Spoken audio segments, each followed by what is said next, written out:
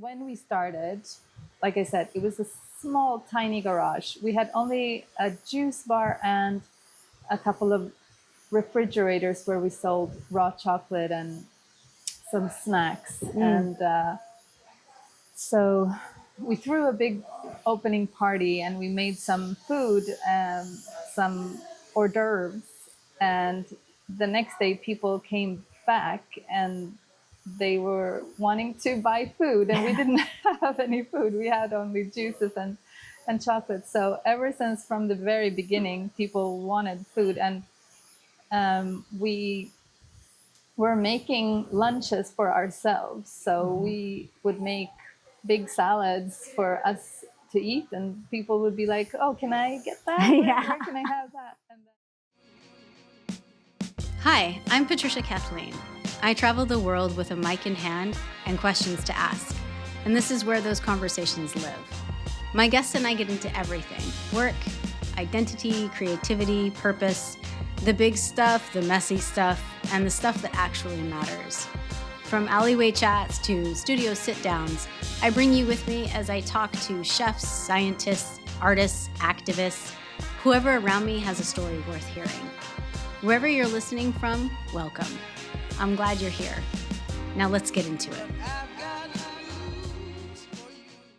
Excited today to be sitting down with Shanti Allen.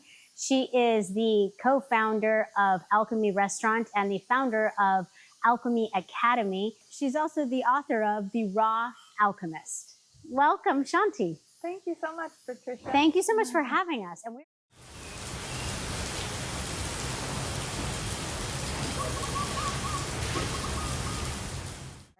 So when was the Academy founded, and what brought it into inception? Why was it founded? Well, it was founded in 2017. That was when the Alchemy restaurant was already up and running, and a lot of people were asking for classes to learn how to make the food that we serve on the menu. I had started to do some classes in different various locations, but it was a matter of having to bring all the blenders, all of the equipment, and it wasn't the ideal setup anywhere. So I thought, we need a place where people can learn how to cook, have all the equipment they need, and like everybody has their own student station. We have a very nice demo kitchen, so that everything is ready to get creative and have fun. Yeah, so when you talk about designing a culinary academy, I always think about it from different lenses. Like, you could approach it with dishes. I'm going to teach you how to make these staples. You could approach it with ingredients, educating, exactly what chia does when it's, added to some hot water. You could also approach it from like a traditional culinary, like I will teach you these methods standpoint. When you first kind of conceived of it, did you know how you were going to approach the Academy foundation or basis? Was it based on classes, cuisines? How did you do all of that? Well, it was based on the food that is at Alchemy. So basically teaching people how to make the menu items. And so one thing is to have inspirational courses for the day, which we have done, just come for a day and do a workshop. But what we've specialized in is certification courses where people can get certified as a raw food chef. So Alchemy is started as a raw food restaurant. And now we've added some cooked food as well, but everything is plant-based. So it's, and it has its roots in being raw. Exactly. That's how it all began. When we started, it was all of the menu was raw. It's interesting because when you look at the menu, and I feel like I've tasted about 90% of it so far, but a lot of the dressings and the things like that, you can really sense that it comes from a raw standpoint. There's a lot of the core ingredients are kept raw, and I think that really shines through even some of the cooked items, because it takes on that philosophy or ethos, the menu has a vibe, right? And Exactly. it reads from that kind of raw basis and foundation of a vibe. I'm curious with the Academy as it stands right now. Do you do day classes? You do certifications you just mentioned. Mm-hmm. Do you do weekend warrior trips? Like when tourists come to town, I'm assuming a lot of your people, a lot of your patrons are tourists. Do you do full service events? Do they stay on premises? Like what kind of different packages do you offer? Well, our courses are 12 days, Okay. and they include excursions. We go visit, we go behind the scenes of Alchemy restaurant. We see how it looks in the kitchen. We go to visit a holy spring, and we do explore other restaurants as well in Ubud. And then we do workshops and food foraging and all kinds of interesting things to do when you're here in Ubud. We have some weekend courses, and also, so for the certification courses, we have raw level 1, raw level 2, and then we have cooked level 1 and cooked level 2. Mm-hmm. And they're all 12 days. Yeah, so raw food gets a lot of, from what my limited understanding is, a lot of the philosophy that I hold near and dear to myself, which is distance from where something is grown, as you know, as to when it's cooking. And there are so many different aspects to Bali. I didn't know the black lava fields could grow tomatoes, you know, and they do. Yeah. And all of those things. So how much of your education and how much can you pack into teaching your students about like locally sustainable, like kind of drawing from things that you have at your disposal? And how much of it is just teaching them the dishes that you source here on Bali? I think it's intertwined. We do have a lot of local teachers, guest teachers who are passionate about, you know, what they are doing. Like we have Made, who comes here and teaches about food foraging. We have people who are very passionate about growing organic and local, and so we have very interesting people coming to talk about what they're doing. And so yeah, it's definitely intertwined with teaching the dishes and what we do at Alchemy. When you talk about food foraging, I am thinking anything grown in the wild naturally. Yeah. And hunting that out. Is that correct? Yeah, and Okay. then making something interesting with it. Yeah. Something fun. Yeah. So how many dishes do you try to get everyone's head wrapped around within the course? Do you set out with an amount of dishes, or? Well, we have, if I were to estimate, maybe we have, that's hard to say, but let me just explain how the day is set up. So we start with yoga or breath work, and that's like an optional thing to join. And then we have breakfast, and then we have a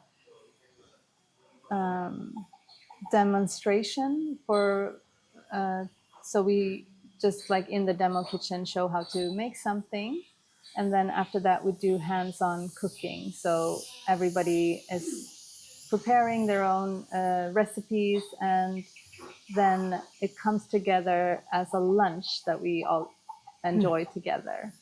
And then after that we have like another guest speaker or talk or something, like another demo, and then we do more hands-on cooking. So there's a lot of hands-on,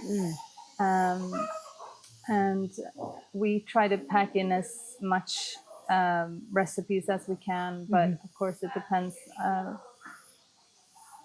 how long The flow of the day, Bali. Yeah. I think it's interesting that you start with breath work.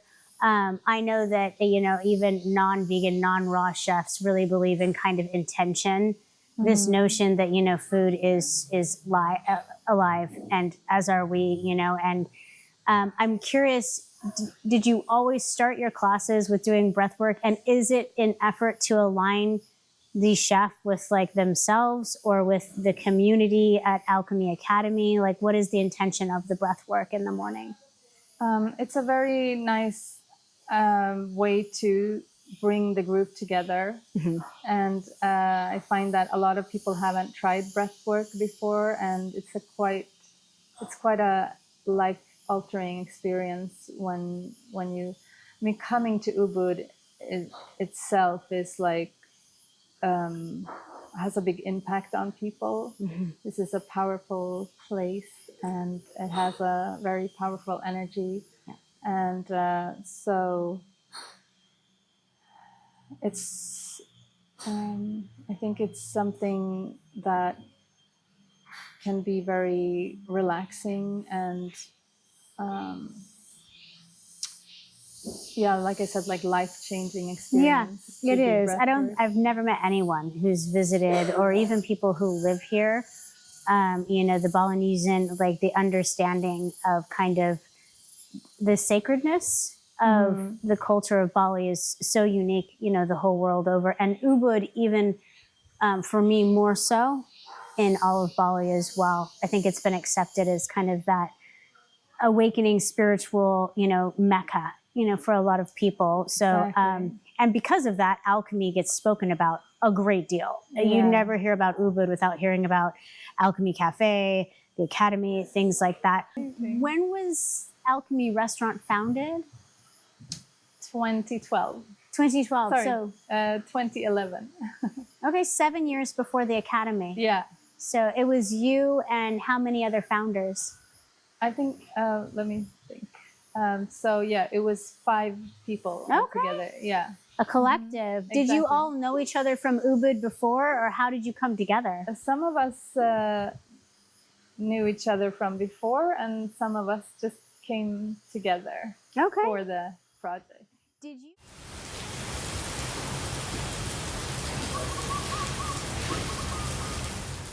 Did you know that you wanted this space when you found the space? Because the space that Alchemy is in, for me, you know, getting into whether or not you subscribe to feng shui or anything, it's this very special place, right, in Ubud itself. Yeah. It's very serene and tropical, yet it's very local and well placed. Did you already have the space picked out, or did you form the restaurant and then go looking? We went looking. Okay. So we had a couple of different options, and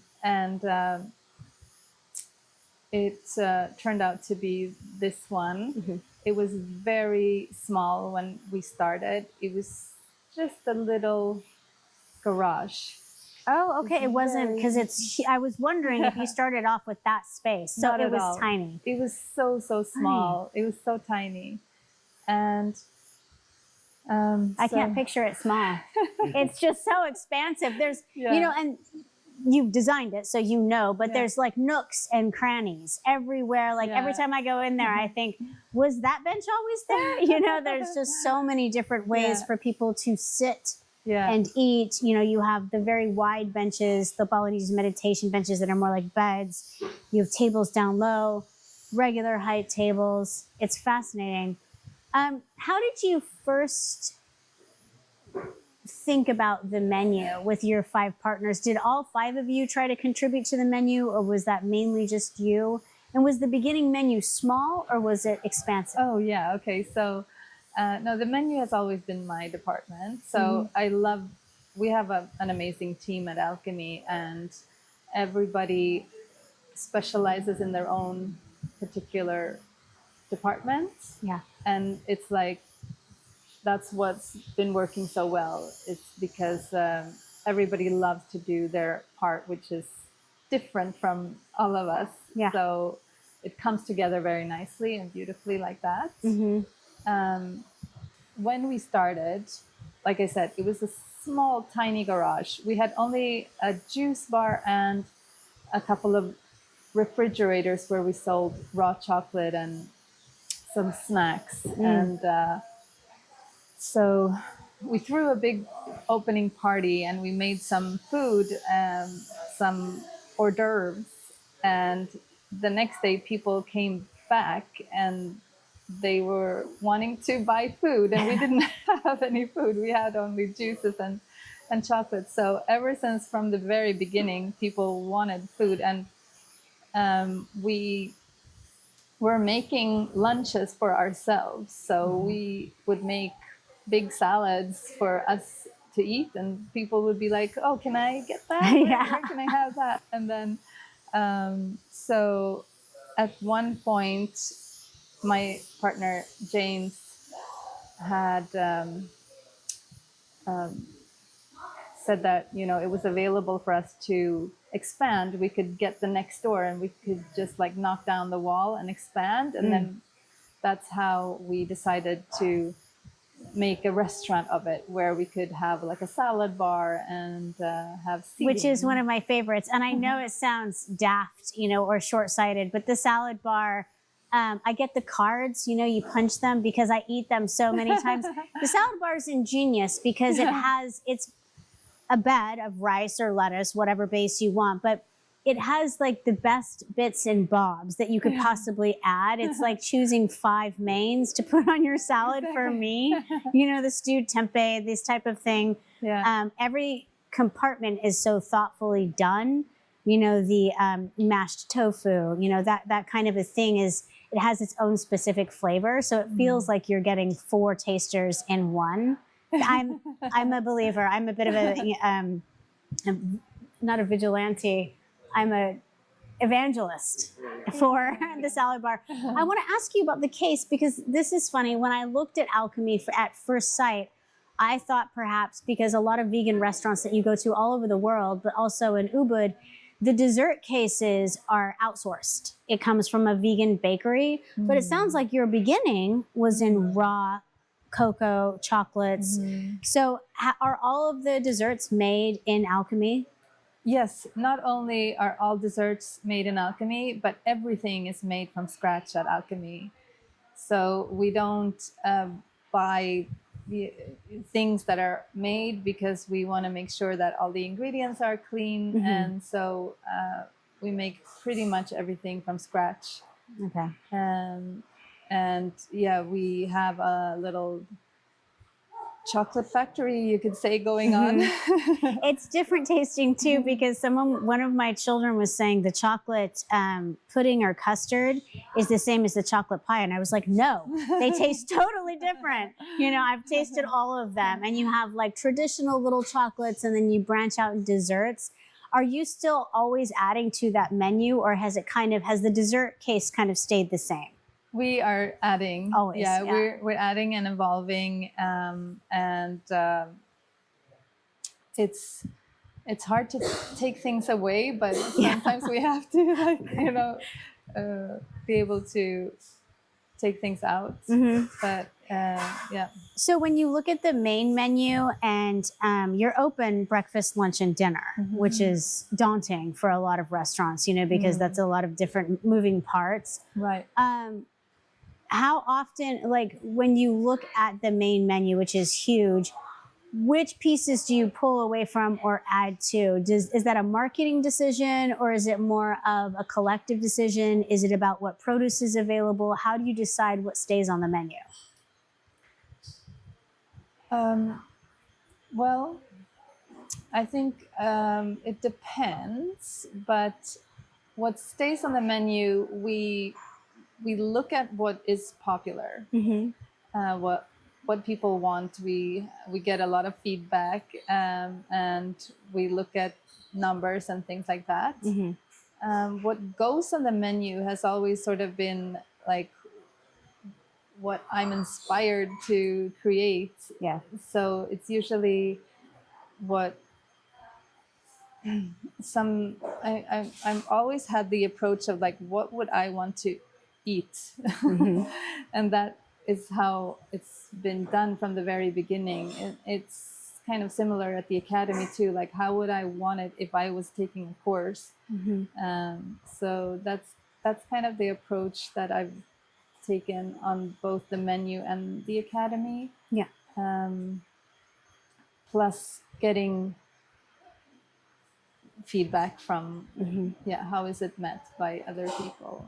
What would you say the top few most popular items are on the menu, just off the top of your head? And it doesn't have to be market accurate. Just like, what do you think is the most popular right now at Alchemy? Well, definitely our alligator bar. Also, our salad bar is something that it's always been connected. It's always been a signature of Alchemy is our salad bar. But definitely our soft serve ice cream.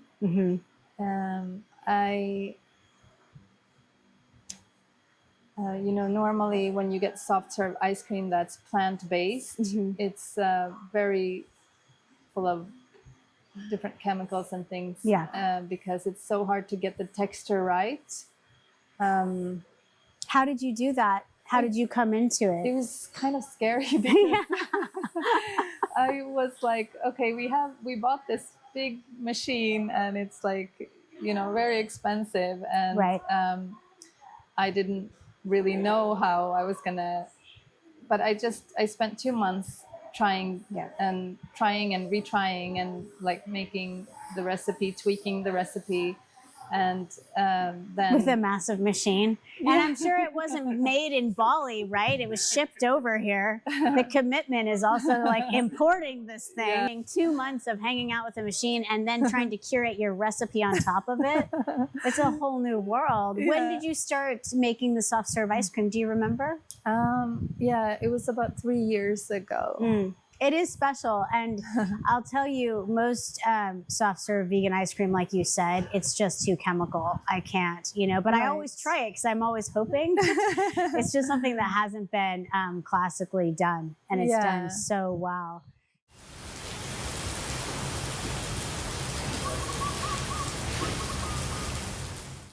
Do you have a community of, there's, a handful, maybe 20 vegan restaurants. There's only a couple that really strive towards the raw in Ubud. Is it a tight community? Do you support each other? Do you know of one another? Do you eat at Plant Bistro? You know what I'm saying? Is it, or is it kind of like you do your thing and they do theirs? We have, we know each other. It's a community, and we do, I go to Sayuri's, I go to Zest, I go to Plant Bistro, and it's one of the perks of living here. Right. So definitely. Also, Sayuri came to our restaurant in Japan when we opened Alchemy in Japan. Okay. And so, how many locations does Alchemy have right now? Because there's Uluwatu and Ubud. Is there another one in? There is two. So there's one in Ubud, one in Uluwatu, and then we have one in Tokyo. So I did not know that. That's amazing. Yeah. And I just spoke with Sayuri 2 days ago. Okay. I filmed her doing some of her cooking things, and her mother's in town, and she was doing a Japanese kind of inspired thing at Sayuri Healing. But that's amazing. Tokyo. Who's running that? Are you going to start doing a school over there as well? No, I went to open it together with my team, and then it's run by a wonderful team over there. It's a very different vibe from Ubud, right? Tokyo? It's a different place, totally. But I wonder if the reception to the food is kind of the same. People really reaching towards health and sustainability and kindness, to the environment, to the body, to everything. True. It's interesting. When did Tokyo get launched? It was, let me think. It was in 2023. Recent. New baby. Yeah. That's fun. That's so exciting. Do you think you'll go back and check up on it ever, or let it be? Yeah, we do send our team over there regularly, like once in a while. And then we have another restaurant coming up next, is going to be here in Bali again. It's going to be another restaurant in Canggu. Oh, okay. Yep. You missed Canggu. It's right there. All the surfers, right? Absolutely. Is it going to be called Alchemy or will it another name? It's going to be Alchemy. Alchemy. Yeah. Yeah. I feel like that will do very well.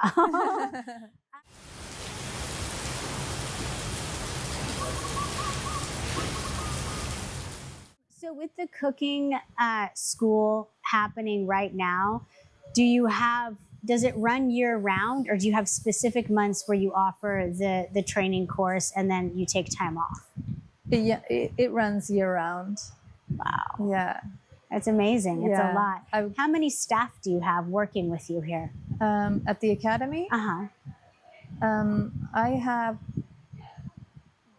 2 amazing teachers who are, one is from the UK. Her name is Lauren. She's the founder of Plant Academy in London. Okay. And she's one of my teachers here. And then I have Carolina, who is from Spain. So she has her own plant-based thing, but she's living full-time here, helping you out as one of your 2 teachers. Exactly.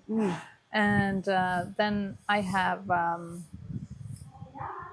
also breathwork teacher, yoga teacher. Emily is my yoga teacher. She also teaches some classes here.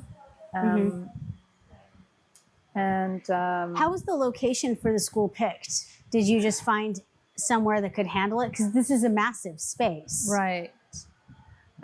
It was the head chef of Alchemy. Her name is Rina. She's a Balinese woman, and she owns the land here, and she wanted to rent it out to somebody, and I thought it would be perfect to have the academy here. So it's like a little oasis, a little bit away from the hustle and bustle, and it's a very serene little place where people can really relax into the course. Yeah, it is off the beaten track. It does feel differently because the cafe needs different things. It needs that kind of hustle and bustle. Yeah. Whereas education has a different need. Exactly. Amazing. The restaurant itself, Alchemy, for me, it transforms throughout the day. So in the morning, there's a very serious breakfast note to it. So I would call it a cafe. And then in the afternoon, it starts to reach into restaurant. And then in the evening, it looks like date night. It's so romantic with all of the lights, right? It does. It has like this kind of a little bit more romantic and like elegant feel to it at night. It's amazing that can transpire. There's no changeover. There's no change of decor, and things of that nature. Yeah. When you were helping, when all of you were designing it, did you keep that in mind? And how did you bring in notes of Balinesian? But there's also your Swedish. I get Swedish notes from inside Alchemy. Was that a collaborative effort, or how did that all come together? It's interesting that you noted that transformation throughout the day, because we wanted to have more cozy vibes in the evening, because Alchemy was from the beginning quite it's like very fresh and big portions, and it's like makes for a great lunch restaurant. But for the evening, when people want a little bit more kind of relaxing and romantic environment, we that was consciously decided to sort of bring that in, because it wasn't there from the beginning. And so just to give a little bit of a different feel to it in the night. It was achieved. And to traverse that is so difficult. Like I said, the notion of doing it for myself, I just can't even imagine. It feels like I'd have to pick one. Like, no, we're a breakfast and lunch joint, or lunch and dinner, but you can't go from one to the other. And it does. It's beautiful. Just walking past and looking in, you can feel it, and then you go in, and it's attracting those crowds. It's got, more people having dinners and doing those things more seriously. In the daytime, it's friends meeting up and doing things like that. Right. Very consciously thought and achieved. Difficult to do.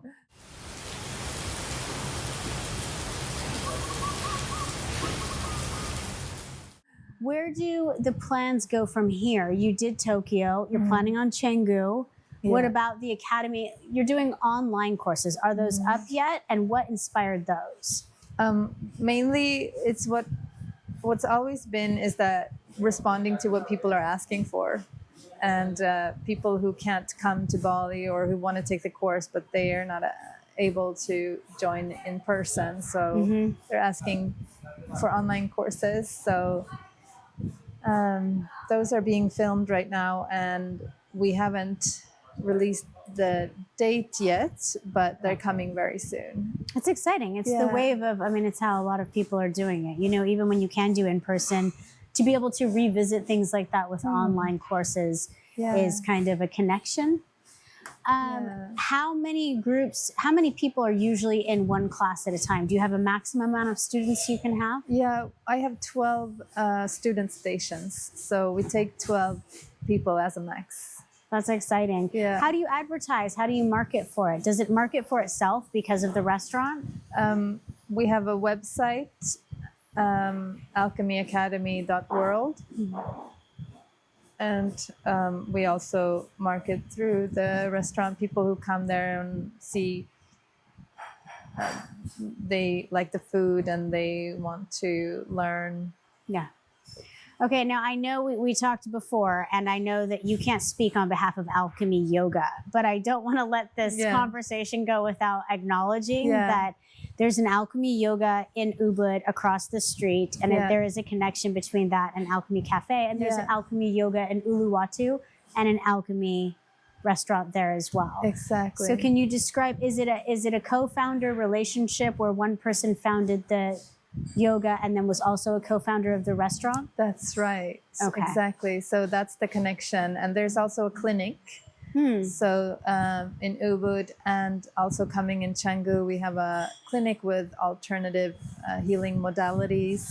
So there's some local healing modalities as well as some more international. Okay. You got a lot on your plate, and so this is not to be presumptuous, but when you start looking and thinking about your food or the academy or what direction you think you want to go to, you said the entire menu as well as the academy's curriculum is based out of your inspiration. What you would want to find, what you would want to do. So from that inspiration, do you have any ideas as to what you might be adding in or doing? Anything, adding, taking away, anything you're doing over the next couple of years? Yes. So I have to say that alchemy really changed my life when it comes to following my passion and doing what I love. I didn't used to do that. And when I came to Ubud and I started understanding about raw food and about plant-based food, it really changed my life. And all of a sudden I found myself following my dharma or my path of inspiration. And so it meant like waking up in the morning and being excited about what I'm going to do and what I'm going to create, and then one thing just leading to another, and it's all just fun, one fun thing after another. So I used to have jobs where it was like counting the hours until I could go home, or like counting the days until I can go on vacation or have a weekend, and time would move slowly. But here it's just, you know, time just flies and I'm loving it, and I forget that my job is a job. It feels like just having fun. So yeah, the next things that are coming are writing another cookbook. And so we also have other plans of opening in locations around the world. And Sweden ever? in Sweden, we don't have any plans yet. Okay. But I also would like to have the academy. I would love to see the academy go pop up in other places as well. Absolutely. Yeah. So It describes happiness. You know, you're loving everything that you're doing. Right. You're calmly growing. Right. You're looking at what's happening. You know, everything is kind of available and open. Yeah. Do you ever think that you yourself would move away from Bali, or is this home for you? I feel like, because my kids are now 16, so they are starting to, you know, get to the age where I don't have to be there every day for them. Like, they're soon gonna be grown up, and I'm looking forward to seeing if I could move around the world, travel, go to other places. Maybe if Alchemy is opening somewhere else, I could go there, like I did with Japan, for example. So, yeah. One country at a time. Yeah. There is a chocolate ball in Sweden that is naturally vegan, and they have it in every coffee shop. What is it called? Do you know what I'm talking about? It's a round chocolate ball. Yeah. Do you know what it is? What is it called? Delicato? Yes. And it's naturally vegan. And we discovered that by accident. And it was the biggest mistake I'd ever made, because I think my children ate 1 million of them. Oh, that's so funny. But I think a lot of that when I think of cultures that have naturally vegan sweets and things like that. You know, no one had to go in and change it. It just naturally was. I think there's a lot to be said for that in nature and in what we do, you know? It's funny. I have a chocolate ball in Alchemy that's inspired by that one. I thought so. Yeah, if you've tried the chocolate bomb. My girls are every day. This happens. Yeah, it's beautiful. Is there a fig in there? Do you make it with a fig? Not that one. Dates? No. Not I that know one. the chocolate bomb because Jack gets it every day. Yeah. No, there's another one called the Lucky Charm, which is made with dates. Yeah. Yeah. No, the chocolate bomb is round. Exactly. Yes. Yeah, and it has coconut on the outside. Yeah, exactly. It's brilliant. That's wonderful that it was inspired by that. Yeah. I'll have to tell her, because she loved that when she was little as well. Yeah. That's wonderful. Is there anything I haven't asked you that you wish I had? Like, what should I know? Well, I can tell you that I'm such a fan of deliberate creation, which is something where you kind of create your life, you create your dream life. And I didn't realize, like I said, my life before and after Alchemy is like night and day. And what happened was that when Alchemy started, I just kept doing what I loved. And then when it was met with so much appreciation and people kept coming to Alchemy and kept loving it, and we kept expanding like that, I had so much gratitude, and it put me in a positive loop of elevated emotions, which just made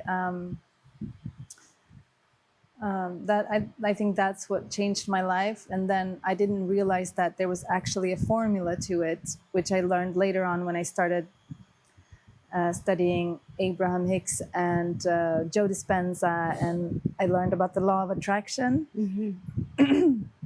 And then I realized, oh, that's why everything was working out so well, because I was just in a constant state of appreciation and gratitude.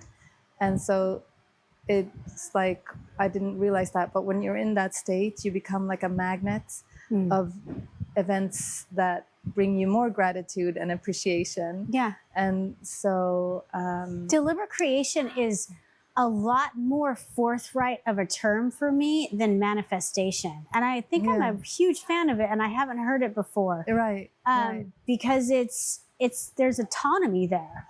There's a consciousness, and manifestation kind of feels like, you know, wear the suit that you want the job for. It kind of just feels out there, but deliberate creation is amazing. Yeah, it's like you become the writer of your life. You're no longer just like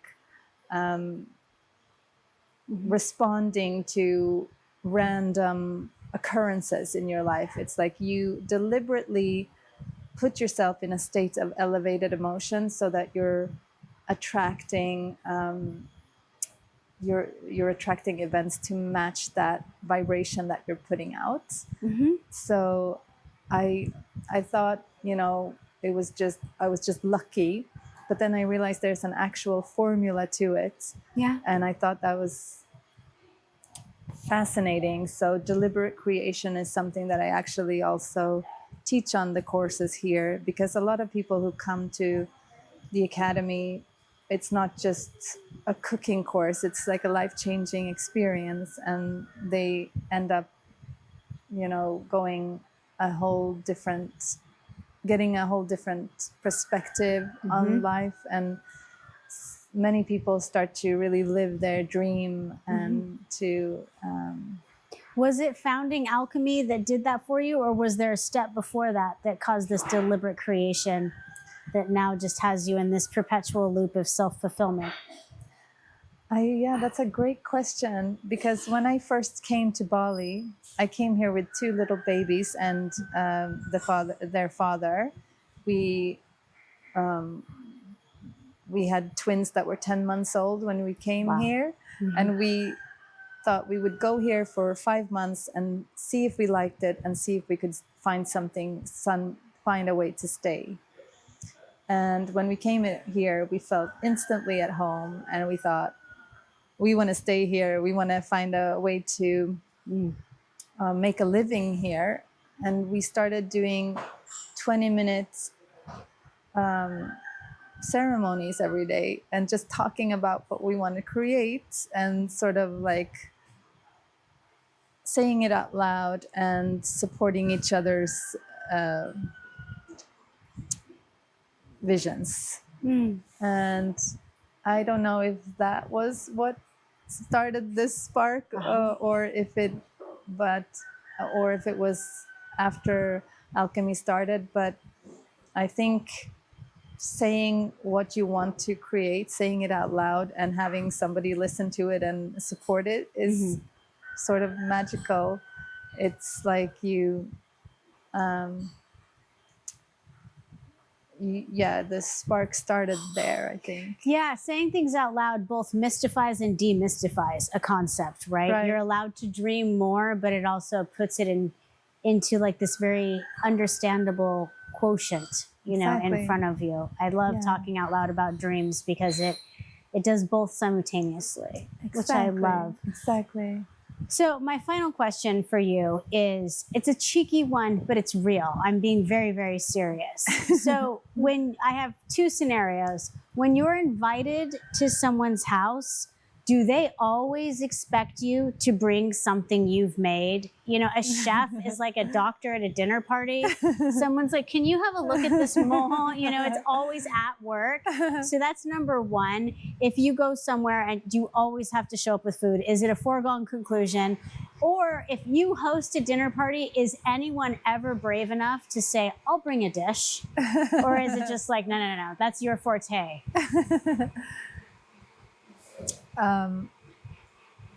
Good question. Fun question. I love potlucks. I love it when people bring, you know, I'm always encouraging people to bring what they like, and it comes together beautifully, I think, as a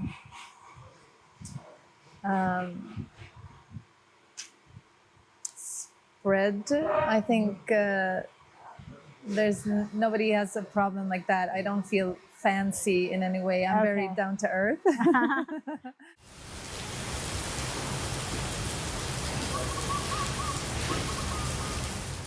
have a question I wanted to insert when you're done. Yeah. Is, as a restaurant owner and a cookbook creator, like, do you put like all your secrets in the cookbook, or do you like hold some out? Oh, good question. When was The Raw Alchemist published? The first publication, I think it was 2016, I think. She didn't have all her secrets to put in it then. She's grown since then. You're writing another one. Yeah. I saved a recipe that was very dear to my heart. I didn't put it in the book. The chewy bar. Mm-hmm. And so that was something that, yeah, it didn't feel like I was ready to share it yet. Yeah. Because also people, the chewy bar was the first recipe that I created, the first chocolate recipe that I created for Alchemy. And it was a time when I didn't know how Alchemy was going to be met by the public. I didn't know if it was going to be popular or not. And I was a little bit nervous, and I was a classically trained chef, but I hadn't, had a restaurant before, and I hadn't had that much experience with raw chocolate. And so I was in my kitchen trying different recipes. And when I came up with the chewy bar, I was like, yes, this is going to work.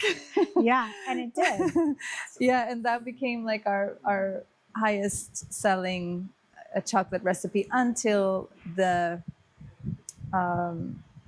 alligator. But the chewy bar was first, and so it meant a lot to me, that recipe, and I sort of kept it in my heart. But it's gonna come in the new cookbook. So Really, you're gonna Yeah. let go of it? Yes. Amazing. There you have it. She's ready. Right. The other one is how do you interface with like local talent and like your staff is all local largely. Like, Yeah.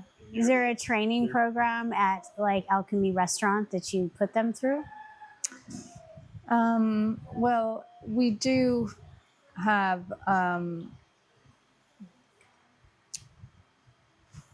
how can I say this? So it's like an internship. When we open in Canggu, we have people interning at Alchemy Ubud. So that's kind of the best way for them to learn. And then I had a tour guide drop me off a week and a half ago. Same day I took durian. I tried durian for the first time, and he said, I was a waiter at Alchemy 12 years ago. oh, And it must have been right when it started or something, like very recently. And I said, how'd you like it? And he said, I loved it. oh my gosh. It was one of the best jobs I ever had. And he said, but grew up, had a family, made more money as a tour guide, but he loved it. And I thought, amazing. Having a waiter who worked there maybe 7 to 12 years ago, like say that they still one of their favorite jobs they've ever had. A Balinese guy from Batur. Oh my god. So how cool. And I think it's the internship thing that you're talking about. I love to hear that. Yeah. Do you have a high turnover rate with staff, or do you find that they mainly stay? In the kitchen, we have a really low turnover, and we have people who have been there since the very beginning, and we hope that they always stay. Yeah. So yeah, the kitchen is very slow turnover, and we're very happy about that. We love our staff. I have an off-kilter question, but they are so beautiful and so cool. You know the takeaway containers, the banana leaves. Oh yeah. I'm obsessed. Was that the idea of Alchemy, or did you find someone in Ubud who was making that? I mean, a fully plant-based container lined with a banana leaf. It's unbelievably cool. Yeah, when we first opened Alchemy, we wanted to find a way to have no plastic, and we saw these offerings that people were creating using fronds and leaves and things like that from the coconut palm tree and from banana trees. And so I saw that they were quite elaborate, and then we asked them if they could make that size and that shape, and we sort of worked together with some local people to develop this. And It makes the food more delicious. I swear it does. You know, it makes me more excited to eat it. It's in a living container. Exactly. You know, instead of like some cold, I'm so smitten with it. It looks like a present. Like when I first saw it, I thought my daughter had bought herself something. I was like, what is that? And she was like, Alchemy salad. And I was just like, oh, it's beautiful. I love that. It's so heartwarming to hear that, that you have that reaction, because it's something that it's always been our signature thing since we started, and we're always going to keep doing it, and we love it so much, and we hope other people copy us and do the same, and that I love that. More plant-based natural containers. And yeah, you can't get more compostable. You know, Exactly. it's all around us. It's just brilliant. Yeah, absolutely. I love that. And it's the same with the papaya straw. I don't know if you've seen that. I love that. Yes, it's beautiful too, and it's more. There's something about an organic material that the body wants to engage with, even as a vehicle. You know, it's Ethiopian food has injera bread that you scoop up with it. I love that. Like that to me makes a lot of sense. Exactly. You know, using the food to eat the food. Exactly. Is, so clever. Yeah, absolutely. Yeah. I love that. You have any other questions? Don't want to cut you off. Irish moss, was that the secret to the ice cream? That's right. Ah! Did you read that in the cookbook? I was flipping through the Oh, cookbook, there it and I'm like, is. Irish moss, I hadn't run into that as a thickener. And Yeah. it seems special. I haven't had it alone yet. As opposed to what, agar or like the other thickeners that they're using? Yeah, Irish moss and sea moss is a top-notch seaweed, which is so full of minerals and super nutrient dense, and also works as, instead of gelatin and other agar and other thickeners. I mean, we use agar also. It's great too, but Irish moss is raw. You can use it raw. How cool. Yeah. So that's such a whole food compared to using powders and other things like that. Yeah.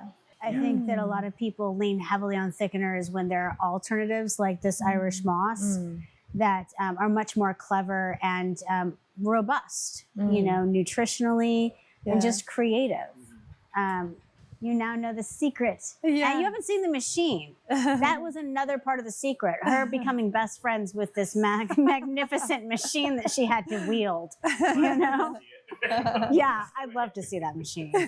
Now that I've heard the story, I need to put eyes on it. Yeah, It's it's amazing. there in Alchemy. You can see it. Absolutely. When you get the ice cream, you'll see it. Yeah. Awesome. We're good. Shanti, thank you so much for meeting with me. I appreciate all of your time today and all of your information. You have such an amazing, it's not just what you've built, but the history and the future look very much so the same as the present, which is just this, very actualized life that you're living. I can't wait to come back and find out where Alchemy is in a couple of years, because, well, I think it will be there. I think it's always growing and changing. Thank you so much. Thank you. Yeah, I Thank you appreciate it. Thanks for listening to Borderless. I hope you enjoyed this conversation. If you like this episode, please subscribe so that you can continue to hear fascinating conversations as I continue to wander the globe. You can follow us on Instagram at borderless-podcast, or head over to our website, borderless-podcast.com, for more info and updates. This episode was produced by Patricia Kathleen Productions, and a special thank you to the team that makes it all happen: Cherie Ternate, Emma Baker, and Finn Wild. Wherever you are in the world, I hope our conversation made you feel a little more seen and connected. Until next time, take good care.